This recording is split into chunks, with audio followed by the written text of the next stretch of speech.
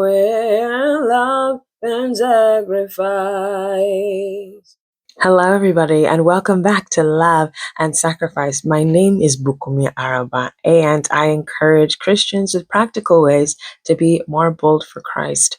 Welcome to episode 14, where we're going to be talking about discipleship. Now, this topic is one that's super near and dear to my heart because one of the best ways to learn how to be like Jesus is by example.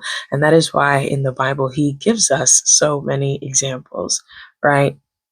Now, for us, where we don't have Jesus in the flesh walking and talking around town, we do have Christians who are stronger and older than us, right? And the first step is to start praying. God, I'm looking to go deeper into knowing you more and learning more about you.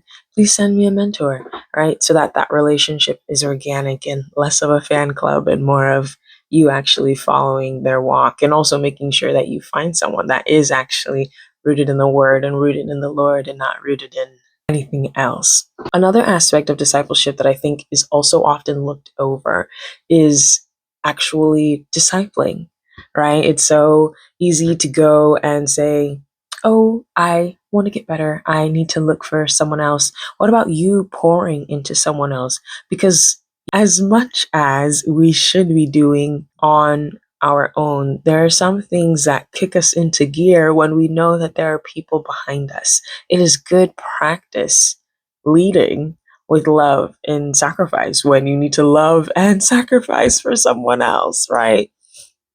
So, as much as you're praying for a mentor, as much as you're looking for a mentor, also find people that you can be a mentor to. Develop some type of plan. Maybe it's just you spending a lot of time in their space. You notice maybe you have a new coworker, maybe you have a younger girl in your church, right? Someone that you have a direct line of expertise, that God has given you wisdom in that area, and you can just see that that person is going through some seasons that you've already been through. You could shorten that wilderness season for that person and just elevate their faith just because they met you. So, the last thing I want to touch on is succession planning, right?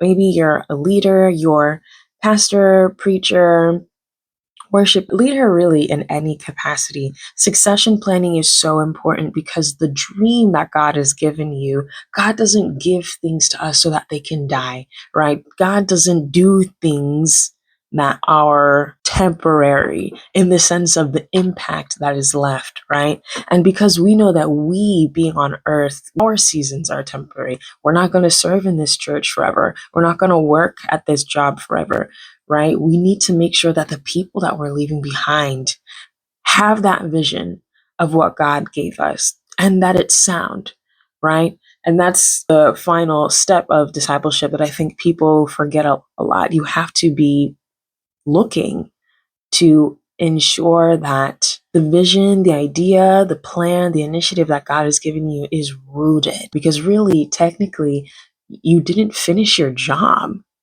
if you leave and whatever your idea was or whatever the assignment God gave you left with you.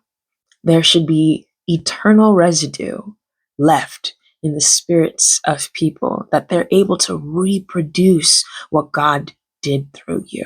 Wow, you made it this far. I am flattered and encouraged by your commitment. So go out and lead passionately. And when you do, don't forget to lead with love and sacrifice. Thanks for listening. Bye for now.